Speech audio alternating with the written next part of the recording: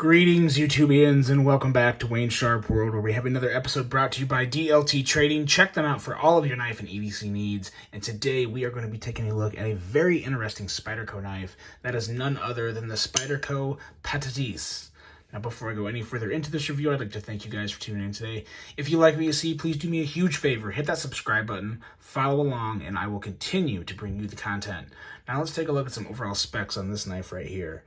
We have an overall length of 7.22 inches with a blade length coming in at 3.16 inches. That cutting edge is 2.95 inches with a blade width coming in right around 1 inch. We have a blade thickness of 0.11 inches and a blade material of M390. This blade is a drop point style blade with a full flat grind, a handle length coming in at 4.06 inches with a handle thickness coming in at 0.51 inches. Handle width on this guy is 0.875 inches with G10 handle material, a liner lock, a user of a right or left hand tip up carry, a weight coming in at 2.7 ounces, and a price of $203.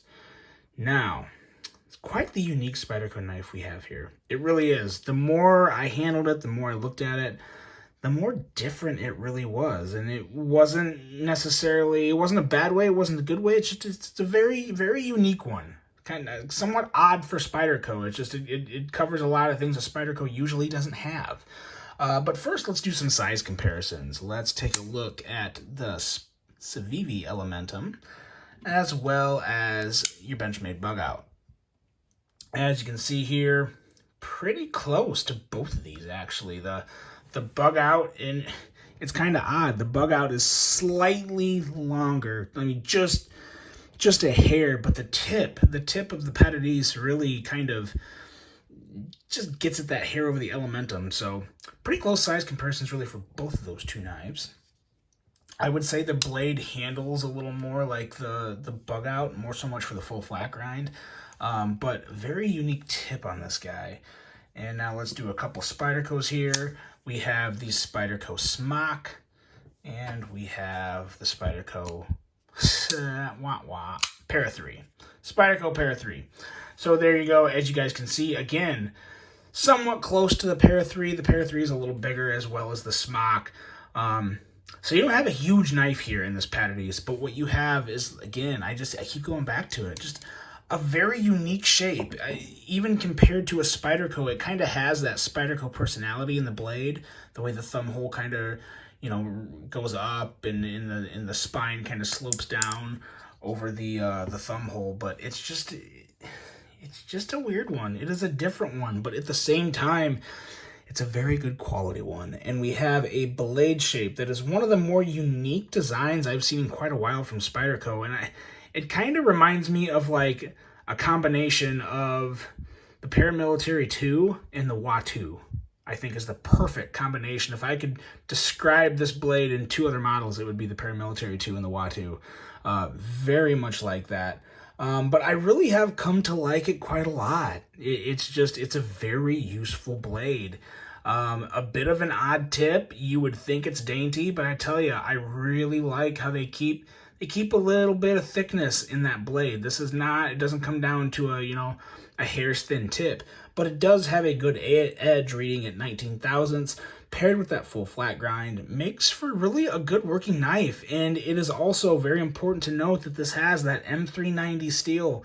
I know I read it out in the description, but it's also in the specs, but it's very important to highlight that, because it's a much more superior steel than the typical, S30V that you see on a lot of, regular production runs of Spydercos. I think they are moving up to S45 VN. I don't know if that's across the board, but I've noticed they do it now with the Paramilitary 2 and Para 3, so that's worth noting as well.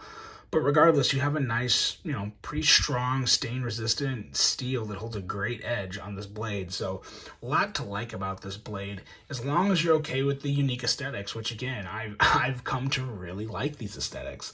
You have a Spidey hole that works as great as always. Even when the hole is actually a little farther down the blade than it normally is. As you notice, most blades, let's compare it with the Para 3, the blade the hole is just a little more up, and especially when you take it into consideration the distance from the pivot, I guess is the most important thing. From the pivot to the middle of the Spidey hole on the Para 3 is a much shorter distance than the pivot to the middle of the Spidey hole on the Pattadese. So very important to note there. That's really what gives it that different feel and deployment, but it's a good feel. It still works. You can still roll it out just fine with your thumb, and the hole is very, very versatile. You can also do a little more things to it, which we will get to when we get to the action. But yes, very solid blade on this guy. It was one that I was really not sure about until I got it in hand, and it didn't disappoint. It really just surprised. Going into the handle and ergos, excuse me. Ergos are okay, but the clip doesn't do it any favors. This clip just stands out way too high. I wouldn't call it a hot spot, but you just really feel it. Like, you feel the clip just as much as the handle, if not more than the handle. So it's a very loud clip. I'm not really a fan of that. I usually like the wire clips, and I still like the fact that this is a wire clip. I wish it was a little lower profile. It sticks out too much. So wish that could have been a little sleeker.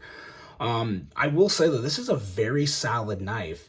You have full liners, you have nice, thicker G10 scales. This is a very durable knife. And I think this is a knife that would really surprise people that were, rather abusive and heavy users on their knives. I have a feeling this knife would hold up very, very well. Obviously, this was sent in by a viewer, so I can't exactly run it through I can't beat the hell out of it and then be like, here you go, buddy, thanks for letting me borrow your knife. That wouldn't work out very well. But I have a feeling this would be a pretty good, relatively hard-use knife. I mean, obviously, with this tip, you can't go doing anything too insane, but I think this would hold up really well, and I think it would be a pretty good worker for a lot of people. One thing that I don't exactly love is how far down the liner lock is on the knife. It makes you have to press harder to close the liner lock. Usually on most knives, you're right up here, so it's not too much. Doesn't take too much pressure to push that liner lock in. This one you got to push a little harder, and then it does. It comes down. You can close it, but it's a little stiffer.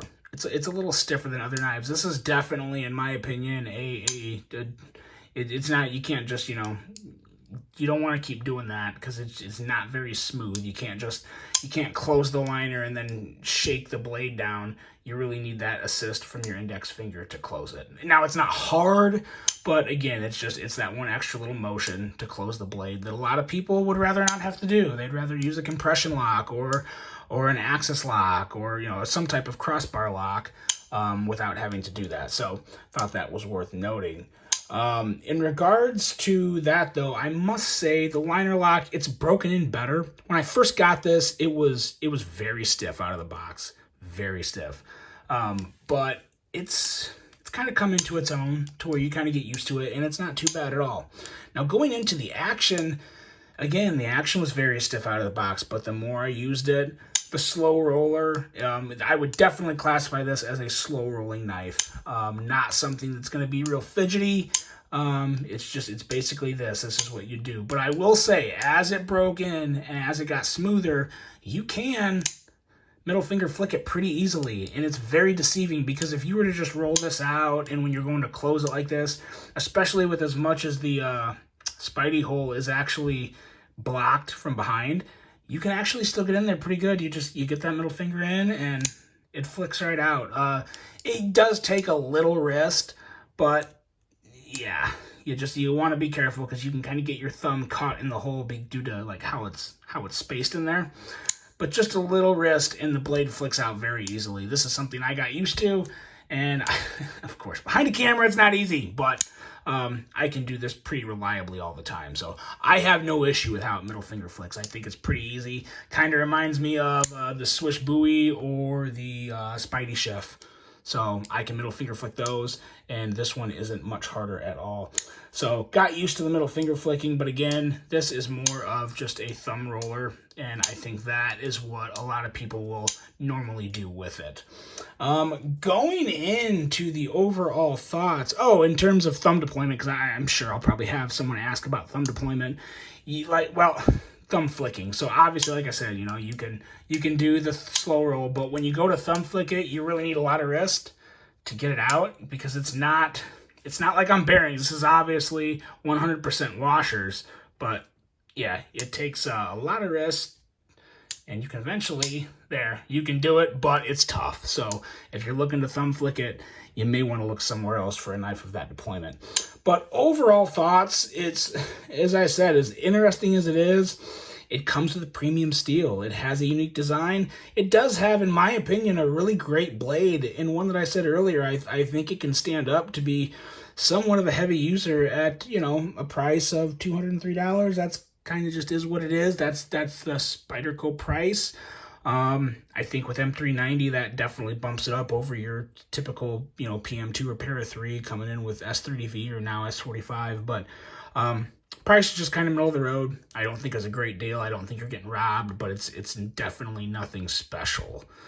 Yeah, kind of is what it is on the price, but very, very unique Spyderco knife, I will say. I have enjoyed getting used to it, but it is definitely one that will be continuing on its way. If it's one that you're interested in, I wouldn't recommend against it.